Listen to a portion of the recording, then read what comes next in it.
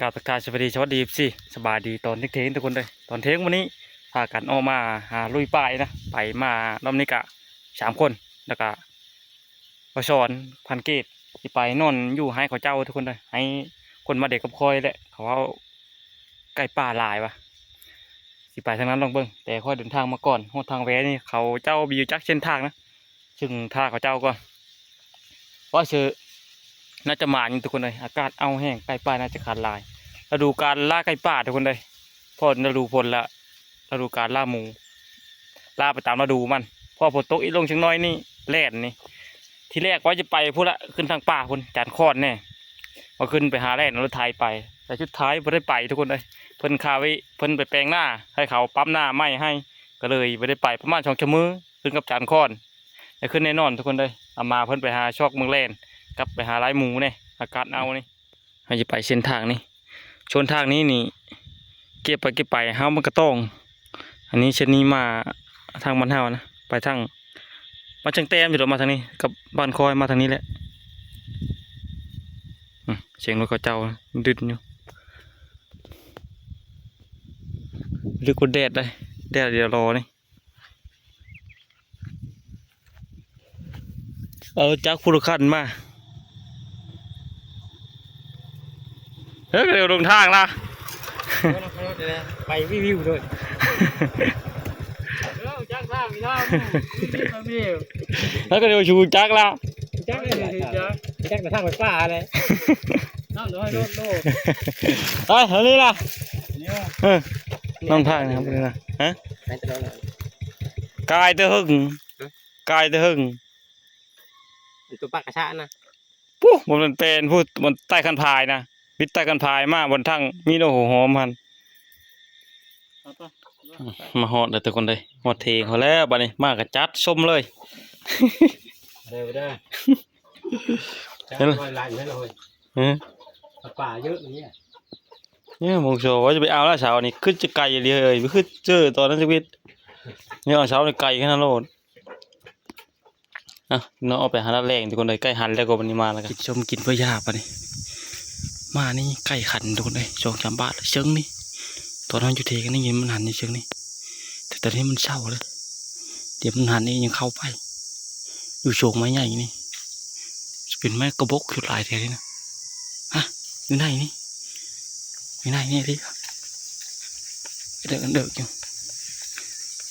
ต่อมันมีลุ้นอยู่มันเฮา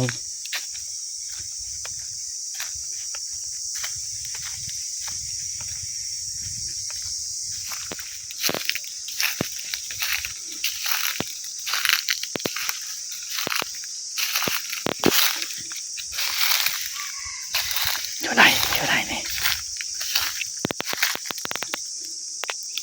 หมดมันสะอากินเดี๋ยวนี้จะได้ว่าใกล้เดี๋ยวนี้หลายนะ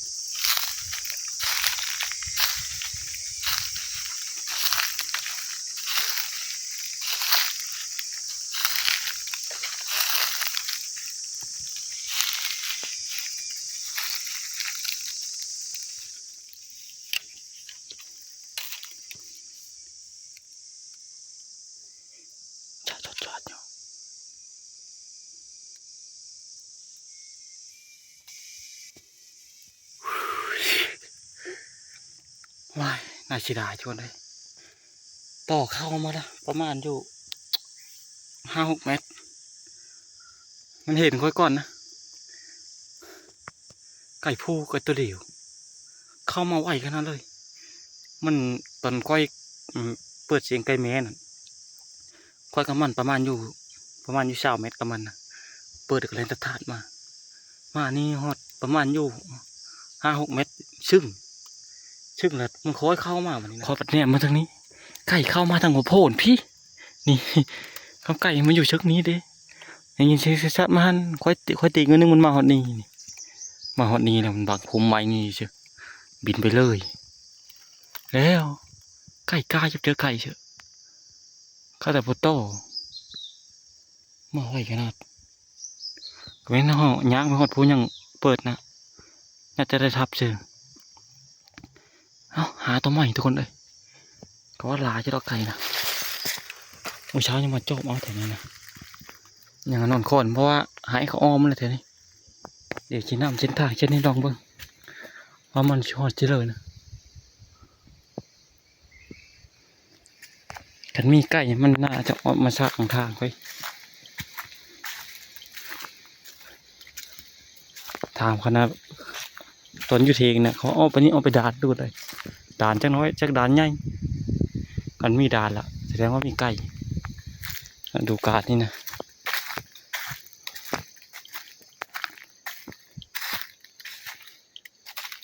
มีอยู่ไก่นะมันสะกินเดียวดิแต่มันหวานทุกคนเลยต้องอยู่ไหนนี่ได้ไก่แสดงว่าดินแถวนี้มีเจ้าของมาเลยก็ชีนี่บางทีเขาซื้อทุกคนเลยซื้อต่อเขาเจ้าเบิ่งนี่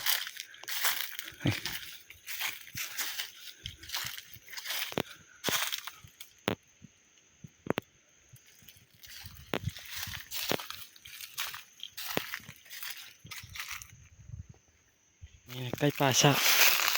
หากินหลายน่ากูแก่มากเลยนะมันเห็นเน่าก้อนอีกทุกคนเลยปล่อยวงน้อยนี่ไก่พูนอยู่ถึงนี่ไก่นะแล้วคนไหนนี่เราไปต่อมาเจอวัจักกับบีเคยมาเนี่ยแถวนี้เคยมาจักเจอครั้งแรกนี่ลองไปเลยสิโน่นละตกเจอมีแต่ไก่เลยทุกคนเลยหมูพานอยู่น่าจะบ่มีแล้ว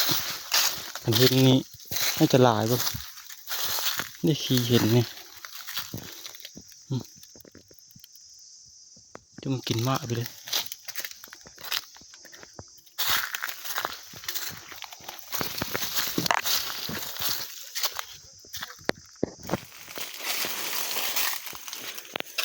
ไก่ทุกคนเลยเตะแล้ว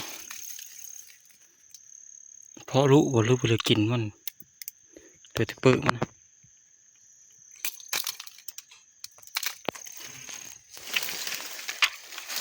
โอ้ไก่มาหั่น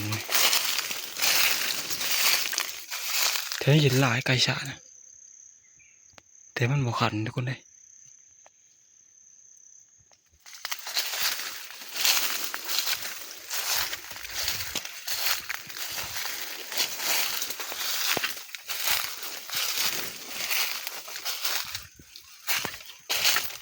ไก่หั่นอยู่นี่ทุกคนเลยตัวนี้น่าจะกล้านะเสียงมันแจ้งกะกันมาขัน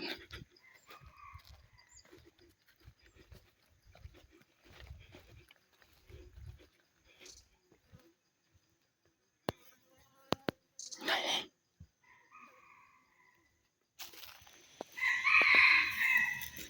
นี่ไก่นะมันบอกเข้ามาทุกคนเลย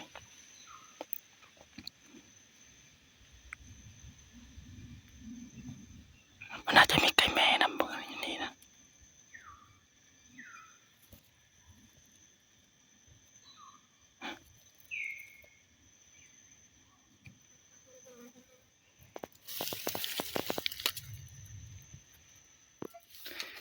บอกเข้าเลยทุกคนเลยไก่ยังอยู่นี่กินนี่นะยังไม่จิรีไปเลยนี่ไก่นี้อย่างไก่แม่นำจะดอกไก่แม่ก็แกอยู่เปิดเสียงไก่พูดตามวิธีแนะนำมันกะบอกเข้าเปิดเสียงไก่แม่กับบอกเข้าหันตอบไปซื้ออ้อยมือบอดเลยทุกคนเลยจักตกเชื่อบ่จักเป็นเลยมันตกดินเลย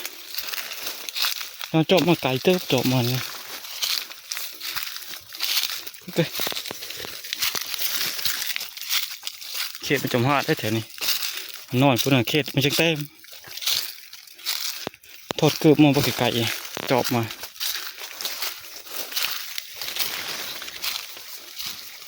พี่เกือบทอดปลายพี่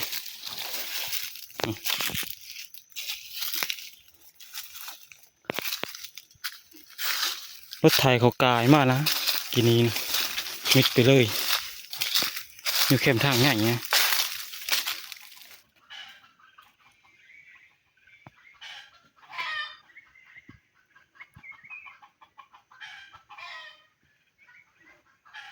ปวดแต่ไก่ทุกคนเลย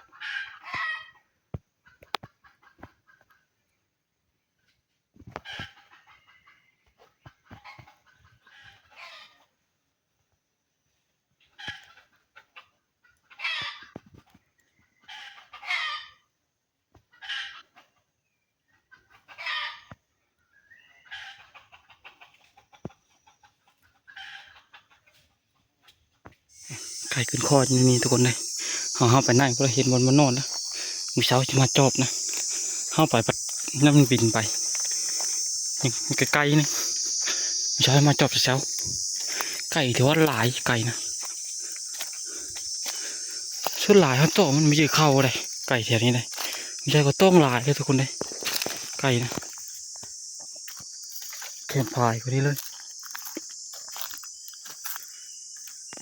เดินแจ้งลงมาเลย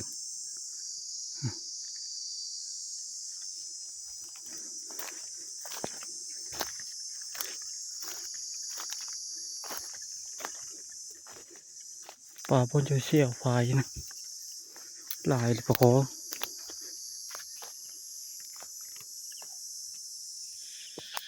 ออกมาหอนหายเขาเจ้าแล้วป่ะนี่จนมืดทุกคนเลยจนไม่ไปนะโอ้เทงอยู่พูดเลยนะถึงงานมากแล้วป่ะ เพี้ยอยู่หันแต่ว่ามันเอาหันแล้วว่ะ เดี๋ยวจะเชี่ยวนะ ไป เล็กตัว มีได้ตัวมีได้เลย โจใกล้ลายคือได้ใช่ นิ้วมาเอาทีแล้วจะนี่มันหันแต่ว่าจึง อยู่เทมบอดนี่ อยู่นี่ตัวนึงหันตัวนึงจ้ะหันน่ะเป็นยานไก่หน้าเขาเฮ้ย ไก่ป้าเด็กโตมาแล้วมันเห็นในก้อน งั้นได้ มันสูงกว่าบกอะไร วันนี้ได้นี่ แต่ว่าเลยกับบีเฮาเลยว่ะ นี่โกย โคตรครับแม่นี่แต่ว่ามากิน โอ้กินบ่เรื่องสังเกตธนมาโย ยังมากินแต่ถ้าลุ้นนี่นะสองบาทนั่นนี่ ในต้มบ่เนาะต้มลูกกอยได้เนาะ ตักมาก่อน เดี๋ยวยิงจักบาทโลดพันเกตเป็นข้าวมาได้ไก่ตัวนึงให้กินให้ต้มกิน น้อยนึงก็คนแล้วกันเห็นบ่อังเพิ่งนะมีจะข้างเลยอยู่ป้าจะลาใช่ไหมแม่มันอยู่โฮยตามโฮยอะไรไปพักอยู่เลยวุ้ดแม่มันจังในชอบ กายเอาห้างนึงอยู่เลยนี่กายเมื่อ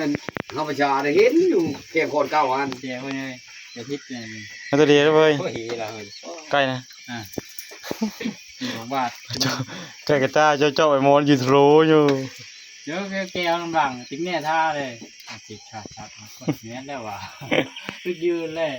ยืนเวียน เอาตัดภาพมาบอลนอนบอลเศร้าทุกคนเลยนอนอยู่รุมนี่บ่เฮ้ย มันรุ้มไม่ได้ ข้าวน้ำกินอีมาโนกินต้มไก่พันเกตไปแล้วทุกคนเลยแต่ตอนข้าวกินน้ำไม่ได้ถ่ายพี่เบิ้ง มุ่งไม่อยากนะบรรยากาศ เบิ้งเดือนเบิ้งดาว กันน้ำโมเอ้ย นี่น้ำโมเนาะ ปล่อยเองเลย ทิศเด่นน้อยเชื่อทิศคนกลางเทงกูเปล่า ลองเสียนี่ ฮะ นะอันนี้ไม่ได้มันไม่เฮ้ย เฮ้ยเลย น้ำเฮคือ น้ำมาเลย น้ำลี ฮะคอยกันนอนอยู่นี่ทุกคนเลยนี่นอนอู่นี่ ตัวนี้นี่ รับใบแท้คุณอันมุงหลังคามันก็เอาไปคอยทุกคนเลยพี่มาสอนนอนไก่ก็มูเลยเพื่อนเลยนอนอยู่ท้ายรถพี่ยุงเขาจะกินแล้วนี่มุ้งบทิศ นี่นี่ก็อันนี้แหละ ไม่ถือผ้ามา โอ้ยหยามมันเพิ่งถือปลาหยามฮ้อนไปเลย จะแจ้งหนาวเท่าไรน้ำมนต์ตกอยู่ไร โอ้ยมันนอนก็จะที่ นากว่าหน้านี่อันนี้แหละนี่จับแล้วนี่เดินเบิ่งดาวดาว ฮะเก็บแห้งไปนะมื้อเช้าเฮิมได้พุละโตชงโตบ่ได้ก้อยเอาทุกคนเลยจะได้พักผ่อนแล้วบัดนี้เดี๋ยวจังใดก็มื้ออื่นเช้ายังลุ้นใหม่มันสิมาหรือบ่นี่ก็อยู่แคมป์บอดนี่ว่าเชียวๆอยู่